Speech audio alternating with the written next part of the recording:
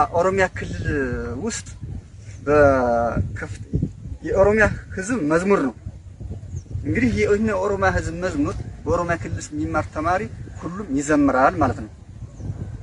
የሚገርመውን ነጥብ በጣም አስረዳቻለሁ እና ምን ኦሮሚያ የትልቅ ታሪክ እናት፣ የኦሮሞች እምብርት፣ የገዳ ስርዓት አዳራሽ፣ የህግና ስርዓት መሬት፣ የጨፌ ኦዳ እናት፣ የመቶ ዓመት እድፍ በጣም ያዙልኝ፣ የመቶ ዓመት እድፍ በደማችን አጠብንልሽ።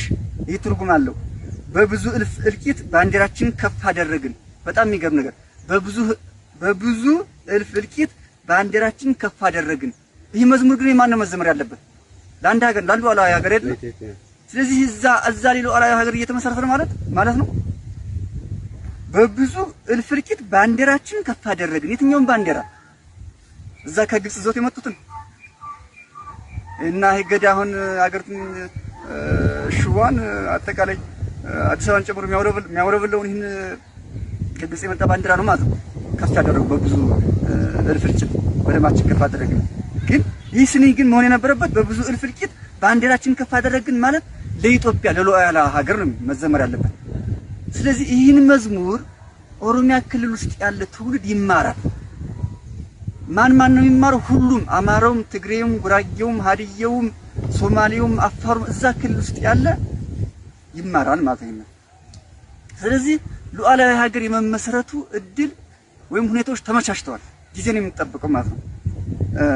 እና ደስ ብሎናል፣ ደስ ይበልሽ፣ ስልጣን መልሰን አገኘንሽ ይላል። ይህ ትርጉሙ በአማርኛ የተተረጎመ ነው። የኦሮሞኛ ማለት ስንተውና ስለዚህ ከዚህ አንፃር ኢትዮጵያ ውስጥ ያለው ነገር አንድ ሀገር አለ ለማለት አያስችልም። ለጊዜው ነው። ሁለተኛው ለመጨረሻ አንድ ጥያቄ ላቅርብልህ። የአማራ ህዝብ ጠላት አለው ብለህ ታምናለህ? ነበረውስ? በጣም ጥሩ። የአማራ ህዝብ ጠላት ነበረው አለው፣ ግን አልተነገረም። ያልተነገረበት ምክንያት እንግዲህ 400 ዓመት ገደማ ጎሳዎችን ይዞ የገባ ጠላት አለ። እሱም በሰነት ተሰንዶ በግዝ ተጽፏል።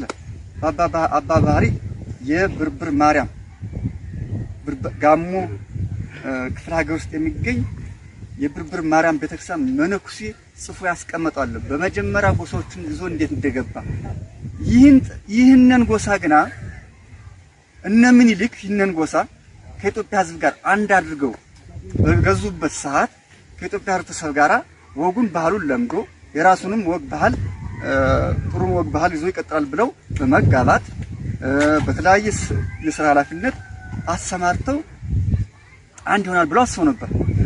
ገዳ ግና የጦርነት ባህሉን የማፈናቀል፣ የመግደል፣ ያሰቃቂ ግድያ የመፈጸሙን አልተውም። በእነማን አማካኝነት? ገዳ የሚመራቸው ንዑስ ጎሳዎች አሉ። ኢቱ፣ ከረዩ፣ ቄሮ፣ ኦነግ፣ ሸኔ እየተባለ ሰዎች አንድ ናቸው። ስማቸው ነው የሚቀየረው። እነዚህ ዛሬ ህዝባችን በወለጋ በአርሲ አሰቃቂ ግድያ እየገደለ የሚኖር ጠላት አለን፣ ግን ተደብቆ አልተነገረም። ፖለቲከኞቻችን ማን እንደሆነ ጠላትን አላወቁም። እስካሁን ድረስ 50 ዓመት ትግል ሂደት ተካሂዷል። ከዛ ሰዎች ጀምሮ ግን ጠላትን ሳያውቁት የተካሄደ ትግል ነው። እኛ ፖለቲከኞቻችን እዚህ ላይ ግልጽ እንድታደርግልን የምንፈልገው ነገር የገዳ ስርዓት ማለት ህዝባችን የሚያውቀው በሽምግልና እና በእርቅ ነው። አሁን ደግሞ አንተ የምትለን ነገር ከዚህ በተቃራኒው ነው። ምናልባትም ገዳ የጦር ድርጅት ነው ብለህ ታምናለህ? በጣም ገዳ ማለት እንዳልኩት የጦር ድርጅት ነው፣ የጦር ተቋም ነው። ግንሳ ይባስ ብሎ ደግሞ ያላወቀው ህዝባችን ያላወቀ ፖለቲከኞቻችን በዩኒስኮ እንዲመዘገብ ተባባሪ ሆኖ ዩኒስኮ ላይ አስመዘገቡት። ምንድነው ያስመዘገቡት? የሽማግሌና የአባወራዎች ተቋም ያሰራቂ ተቋም ተብሎ የተመዘገበ። ግን መሆን ያለበት ይህ ተቋም ተወግዞ እኛም ለዓለም አቀፍ ማህበረሰብ አስታውቀን ያሸባሪ ቡድን መሆኑን መካከለኛው ምስራቅ ላይ አይሲስ እንደተፈጠረ ሁሉ በአፍሪካ ብቸኛው ኢትዮጵያ ውስጥ የተፈጠረ የአይሲስ ቡድን ማለት ገዳ ነው፣ ጦር ድርጅት ነው። ለምን? እሱ ባህሉም ወጉም እሴቱም ጦር ነው። በኢትዮጵያ ህዝብ ላይ በኢትዮጵያ ነባር ህዝብ ላይ በየ8 ዓመቱ በሳይክል ወይም በዙር የሚካሄድ ጦርነት እያካሄደ የኢትዮጵያን ነገድ ያጠፋ የጦር ድርጅት ነው። ያጠፋቸው ነገዶች በዩኔስኮም ተመዝግበዋል። 28 ከነሱ ለምሳሌ በጣም የሚታወቁት ጋፋትና እናሪያ የሚባል አሁን ኢሉባብር የሚባለው አካባቢ ይኖር የነበረ ህዝብ በግዲ ወንዝ አካባቢ ጠፍቷል። ሌሎችም ጠፍቷል። በመመናመን ላይ አሉ። አሁን የአማራን ህዝብ ጨምሮ በዚህ የጦር ድርጅት ምክንያት እየተበደለ እና እየተፈናቀለ ያለ ነው እስካሁን ድረስ። ግን ፖለቲከኞቻችን ይህንን አላወቁትም። ካሁን በፊት የእምነት አባቶቻችንም ይህንን ነገር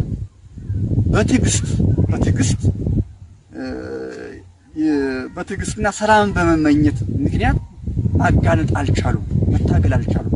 ካሁን በኋላ ግን የሃይማኖት አባቶቻችን እውነቱን ቢናገሩና ከተቻለ ይህን የማፈናቀል የመግደል ባህሪውን በኤቱ በከረዩ በቄሮ በሸኔ በኦነግ በሚባሉ ቡድኖች አማካኝነት ይህንን ቢተው ከዛ ውጭ ግና እንዳይስ ባሸባሪነት ተፈርጆ ሁሉም ዓለም አቀፍ ማህበረሰብ ተባብሮ ይህንን ቡድን ከስሩ ማስቆም ወይም ማጥፋት ነው ያለበት። ከዛ ውጭ ኢትዮጵያ በምን ታምር ሰላም አታገኝም። ለዚህም ደግሞ ማሳየው የዚህ ቡድን ትልቁ የጦርነት ባህሪውን የጦርነት ድርጅት መሆኑን ማሳየው ምንድነው? በኢትዮጵያ ውስጥ ዘመነ መሳፍንት ወይም ደግሞ ዋርሎርድስ ተብሎ የተመዘገበው ፖለቲከኞቻችን ምንድነው ብለው ያስተማሩ? የኢትዮጵያ ንጉሶች የእርስ በርስ ሽኩቻ ችግር ብለው ያስተማሩ። እውነታው ግን ይሄ ነው። እውነታው ግን ገዳ ነው። የኢትዮጵያን ማዕከላዊ መንግስት አዳክሞ ወደ እርስ በርስ ጦርነት ያስገባው የመጀመሪያው ዘመነ መሳፍንት ወይም ፈርስት ዋርሎርድ የሚባለው ምክንያቱ ገዳ ነው። ለምን? በእግረኛ አህመድ ጦርነት የተዳከመውን ማዕከላዊ መንግስትን እግር በእግር ገብቶ ገዳ ጎሳዎችን በየ8 ዓመቱ ወረራና ግድያ እየፈጸመ ማዕከላዊ መንግስት ከጎሳ ጋር ወደ ዘመነ መሳፍንት እንዲገባ ያደረገ ገዳ ነው። አሁን ደግሞ ይህ ገዳ ባህሪው አሁንም ወደ ሁለተኛው ዘመነ መሳፍንት ሊያስገባን ያስገብቶናል። ለሁለተኛው ዘመነ መሳፍንት ያለው ማለት ይቻላል ለሚያስተውልና ለሚረዳ። እና ባጭሩ ገዳ የጦር ድርጅት ነው፣ አሸባሪ ነው፣ ባህሉም እሴቱም ጦርነት ነው እንጂ ሌላ እሴት የለውም። ወንድማችን እናመሰግናለን ላደረግልን ቃለ መጠይቅ። ባለን በክፍላችን ባለን ክፍት የሥራ ቦታ ባለን ክፍተት ላይ ገብተን ታግዘናል ብለን እናምናለን። መልካም የሥራ ዘመን